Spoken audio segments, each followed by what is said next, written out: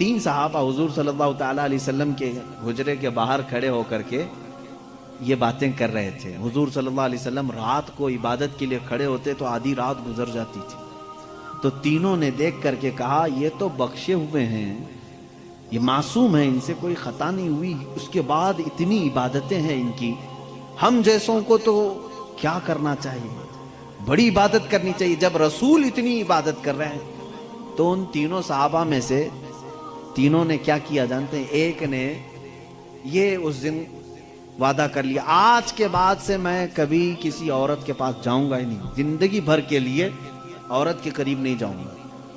دوسرے صحابی نے کہا آج کے بعد سے میں کبھی رات کو سوؤں گا ہی نہیں, پوری رات کھڑا رہوں گا. تیسرے صحابی نے کہا آج کے بعد سے میں کبھی کھاؤں گا ہی نہیں, دن میں بھی اور رات میں بھی روزہ رکھوں گا.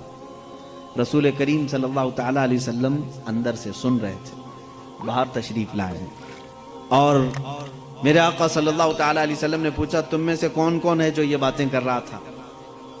وہ صحابہ نے کہا کہ یا رسول اللہ صلی اللہ علیہ وسلم, ہم نے آپ کی عبادتوں کو دیکھ کر کے یہ کہا, جب آپ سید الانبیاء ہیں, معصوم ہیں, آپ اتنی عبادت کرتے ہیں تو پھر ہماری عبادت کا حال کیا ہونا چاہیے؟ ہمیں بہت زیادہ عبادت کرنے کی ضرورت ہے, اس لیے ہم نے ایسے ایسے عہد کیے. میں نے کہا ہے کہ آج سے میں عورتوں کو چھوؤں گا نہیں, کبھی کسی کے قریب نہیں جاؤں گا, نکاح کر کے بھی نہیں جاؤں گا. دوسرے نے کہا میں نے یہ کہا ہے کہ رات کو سوؤں گا نہیں. تیسرے نے کہا میں نے یہ کہا ہے کہ آج کے بعد سے کبھی کھاؤں گا نہیں. اللہ کے نبی صلی اللہ علیہ وسلم نے فرمایا اسلام یہ نہیں ہے, اسلام یہ نہیں ہے.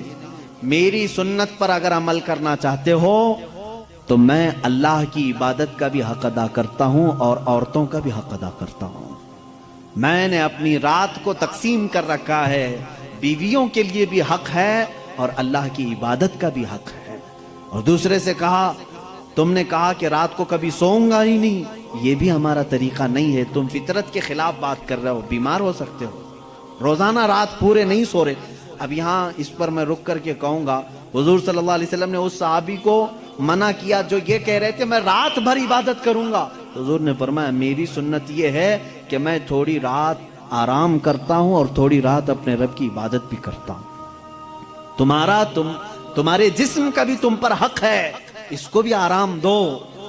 اور پھر تیسرے صحابی سے کہا میری سنت یہ ہے کہ میں افطاری بھی کرتا ہوں اور سحری بھی کرتا ہوں اور روزہ بھی رکھتا ہوں. ایسا نہیں کہ پورا پابندی کر لیا, جبکہ وہ رسول جن کو اللہ تعالیٰ جنت سے کھلاتا پلاتا ہے, اس کے باوجود میرے آقا صلی اللہ علیہ وسلم فرماتے ہیں کہ کنٹینیو روزہ رکھنا نہیں چاہیے, کہ تمہارے جسم کا تم پر حق ہے, کمزوری آ جائے گی.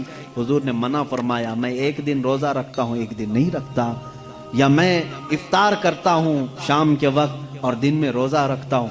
اس کا مطلب یہ ہے میرے عزیزو, اس پوری حدیث کا خلاصہ یہ ہے, اللہ کے نبی صلی اللہ تعالیٰ علیہ وسلم نے جو حکم دیے, اسلام کا خلاصہ یہ ہے کہ اس میں کہیں پر بھی افراط و تفریط نہیں, یعنی بہت تنگی والے حکم بھی نہیں اور بہت ڈھیل بھی نہیں.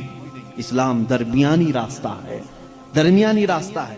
اب یہاں ان لوگوں کو سوچنا چاہیے, حضور نے جس صحابی کو رات بھر عبادت کرنے کے لیے منع کیا, یہاں رات بھر گیم کھیلنے والے لوگ موجود ہیں, پوری رات بھر عیاشی کرنے والے موجود ہیں. ان کو تو رات بھر کھڑے ہو کر کے عبادت کرنے کو میرے آقا نے منع کیا تھا.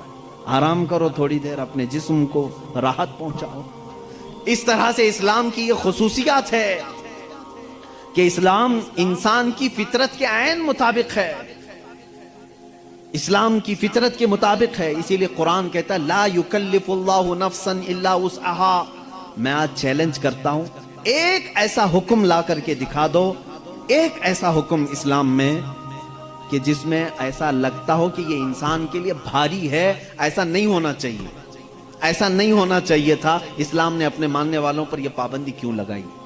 ان کے پاس کیا ہے معلوم ہے؟ مخالفین اسلام کے پاس اگر وہ لائیں گے کوئی چیز تو یہ کہیں گے کہ اسلام سال میں ایک مرتبہ پورے مہینے بھر لوگوں کو بھوکا کیوں رکھتا ہے, بھوکا کیوں رکھتا ہے, جبکہ یہ انسان کی فطرت کے خلاف ہے. انسان کھانا پانی پسند کرتا ہے اور آپ اس کے کھانے پانی کو روک رہے ہیں. تو میں پہلا جواب تو یہ دوں گا کہ روزے رکھنے سے کتنے مسلمان مر گئے.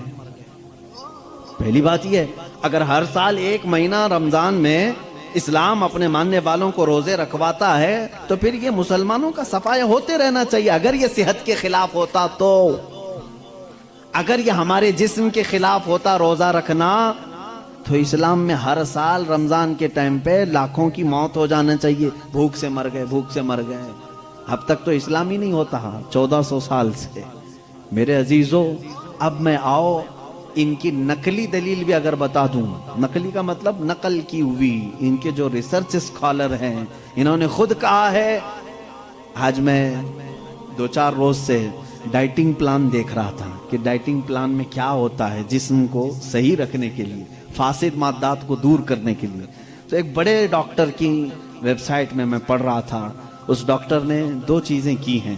2 چیزیں اس نے رکھی ہیں کہ اگر اپنے جسم کو 80 سال تک زندہ رکھنا اور صحت مند رکھنا چاہتے ہو تو 2 چیزوں کو اپنا لو کہ ہفتے میں 1 دن صبح سے لے کر شام تک اپنے جسم میں کچھ بھی نہ ڈالو.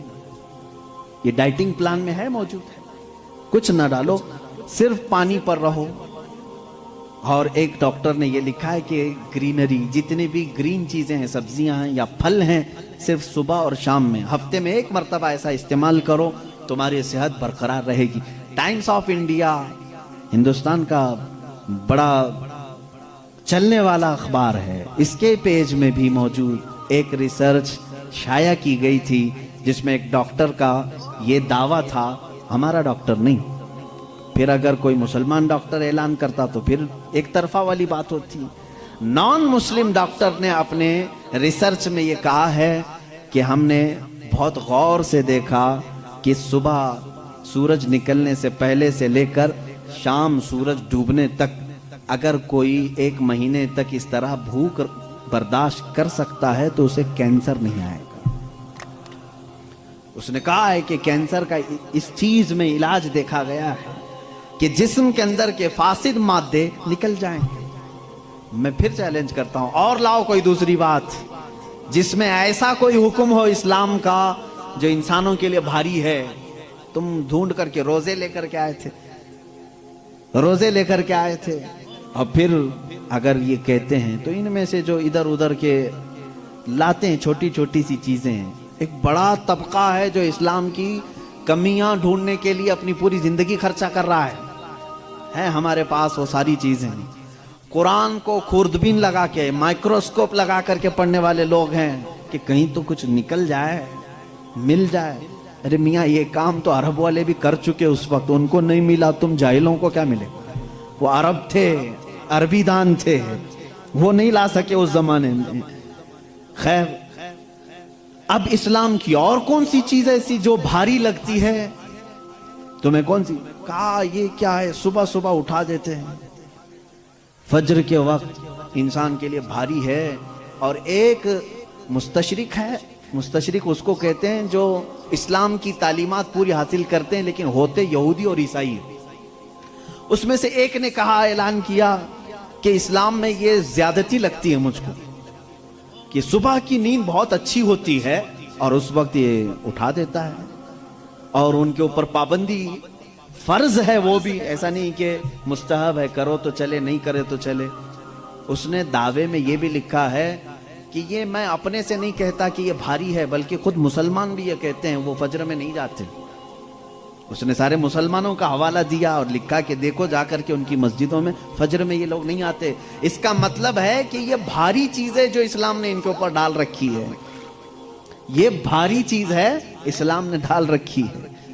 مجھے اسی وقت فوراً یہ کلک ہوا کہ ٹھیک ہے، یہ تو ان لوگوں کی سستی اور کاہلی ہے جو انہوں نے اپنے طور پر اپنے جسم کو ایسا بنایا ہے. ورنہ فریش رہنے والے ہر انسان کو ہم نے دیکھا ہے کہ وہ فجر میں جاگنگ کے لیے نکلتا ہے. جو فریش رہنے والا ہے، جو اپنے جسم کو تندرست رکھتا ہے، ڈاکٹرز ہوں یا دیگر جو بڑے بڑے طبقے کے لوگ ہوں، سب کو ہم نے دیکھا کہ آپ ایکسرسائز کے لیے سب سے سوٹیبل وقت کون سا سمجھتے ہیں؟ تو کہتے ہیں فجر کا وقت. صبح ٹھنڈی ہوا ہوتی ہے، جسم کے اندر بہت اچھی فیلنگ آتی ہے. میرے عزیزو، بتاؤ آخر اسلام نے اپنے ماننے والوں پر احسان کیا ہے یا زیادتی کی ہے؟ یہ اسلام چاہتا ہے کہ یہ فریش رہیں، اپنی طبیعت کو خوشحال رکھیں. بلکہ وعدہ بھی یہ کیا گیا ہے کہ جس نے فجر کی نماز پڑھی اللہ تعالیٰ پورے دن اس کو مصیبتوں سے محفوظ کرے گا. فرشتے اس دن کا رزق اسے دے کر برکتیں ساتھ دے کر کے جاتے ہیں. تم کہتے ہو یہ زیادتی ہے، نہیں پڑھ رہے ہیں الگ بات ہے، لیکن میں نہیں سمجھتا کہ اسلام نے یہ زیادتی کی ہے. لا یکلف اللہ نفسا الا وسعها. میں اسلام کی انہی تمام باتوں، میں ان کے جوابات آپ کے سامنے آج لے آیا ہوں، تھوڑی سی چیزیں. پھر چل کر کے اعتراض یہ آیا، چلیں ٹھیک ہے آپ کے کہنے کے مطابق صحیح تو ہے، اسلام صبح اٹھاتا ہے فائدے کے لیے اٹھاتا ہے، طبیعت اچھی رہتی ہے، خوشحالی رہتی ہے، صحت اچھی رہتی ہے، ہم مانتے ہیں. لیکن اور بھی کچھ چیزیں ہیں اسلام میں جو سختی ہے، جو سخت ہے. وہ کیا کیا چیزیں ہیں سخت ہے ان کے دماغ کے اعتبار سے، وہ میں آپ کو بتاتا ہوں. اسلام دین فطرت ہے، یہ میرا چیلنج ہے، طبیعت کے عین مطابق بنا ہوا ہے، اور میں اگر دوسرے مذاہب کو چھیڑوں تو بات بہت دور ہو جائے گی، بہت طویل ہو جائے گی. کیونکہ میرا یہ مزاج نہیں ہے کہ دوسروں کی خرابیاں لے کر کے سب کے سامنے بیٹھوں، اور خرابیاں ڈھونڈنا اچھی بات بھی نہیں ہے. ہم تو اچھائیاں بیان کرتے ہیں.